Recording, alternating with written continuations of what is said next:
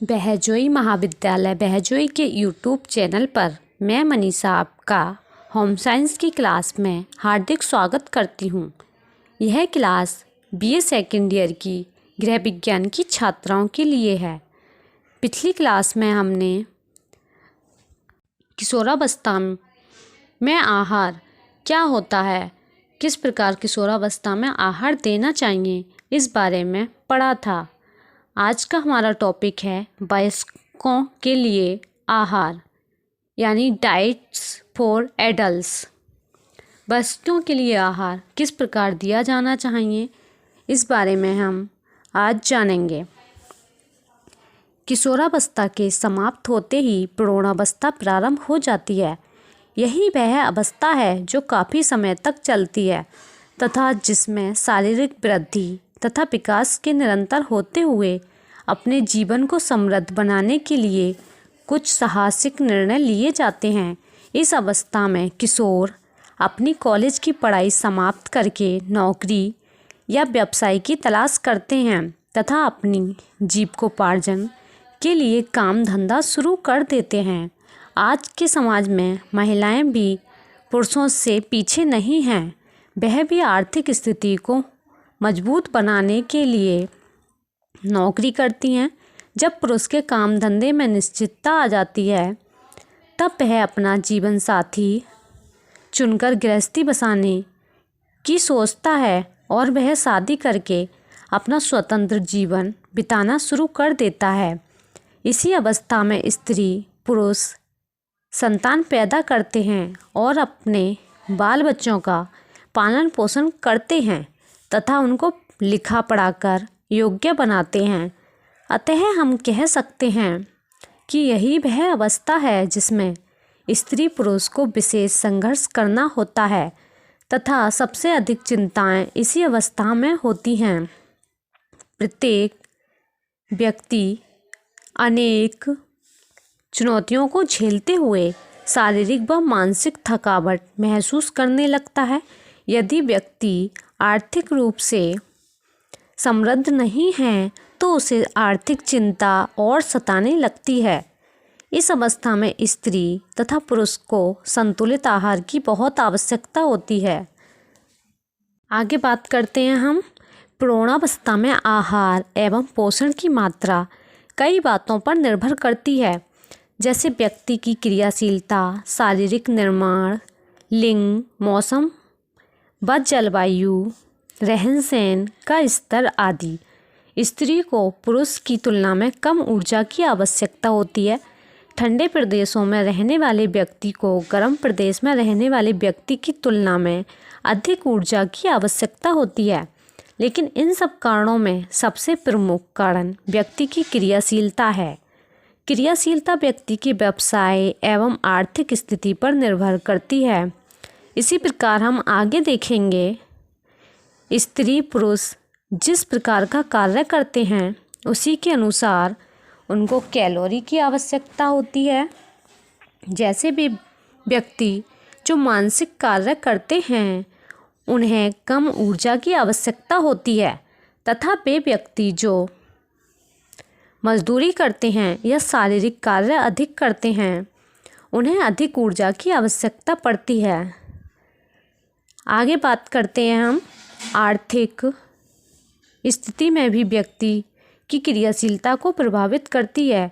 जैसे वे परिवार जिनकी आर्थिक स्थिति काफ़ी सुदृढ़ है, वहाँ के नौकर घर तथा बाहर का सारा काम करते हैं।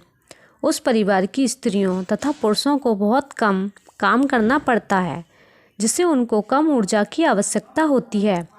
गरीब परिवारों की स्त्रियों को अधिक ऊर्जा की आवश्यकता पड़ती है क्योंकि वे घर का सारा काम स्वयं करती हैं।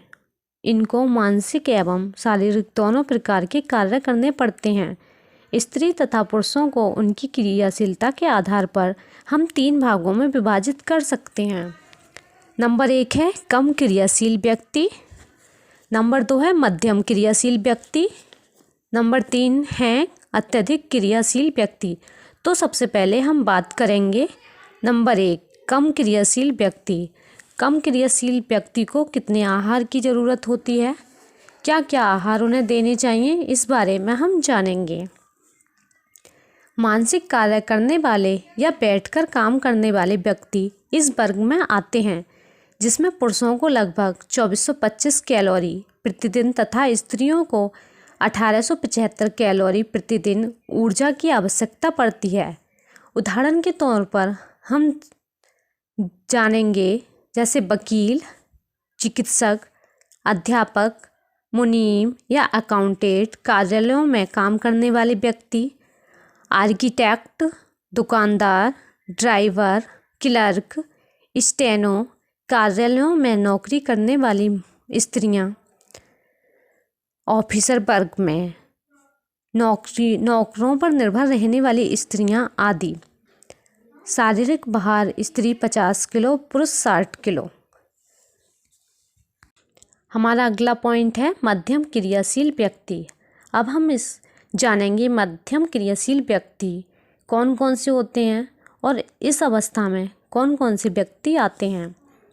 ऐसे स्त्री पुरुष जो मानसिक कार्यों के साथ साथ थोड़ा थोड़ा शारीरिक कार्य भी करते हों। इस वर्ग के स्त्री पुरुषों को 2200 कैलोरी तथा 2800 कैलोरी प्रतिदिन ऊर्जा की आवश्यकता होती है। जैसे हम बात करते हैं इंजीनियर, शल्य चिकित्सक, फील्ड ऑफिसर, माली, गृहिणी, नौकरी पेशा करने वाली स्त्रियां जो घर के काम भी देखती हैं, फार्मों में कार्य करने वाले व्यक्ति आदि। हमारा अगला पॉइंट है अत्यधिक क्रियाशील व्यक्ति। अत्यधिक क्रियाशील व्यक्ति में कौन कौन आते हैं, इस बारे में हम जानेंगे। ऐसे व्यक्ति आते हैं जिन्हें शारीरिक परिश्रम बहुत करना पड़ता है, उन्हें अत्यधिक ऊर्जा की आवश्यकता होती है। इस वर्ग के एक पुरुष को लगभग 3800 कैलोरी ऊर्जा प्रतिदिन तथा स्त्री को 2925 कैलोरी प्रतिदिन ऊर्जा की आवश्यकता होती है।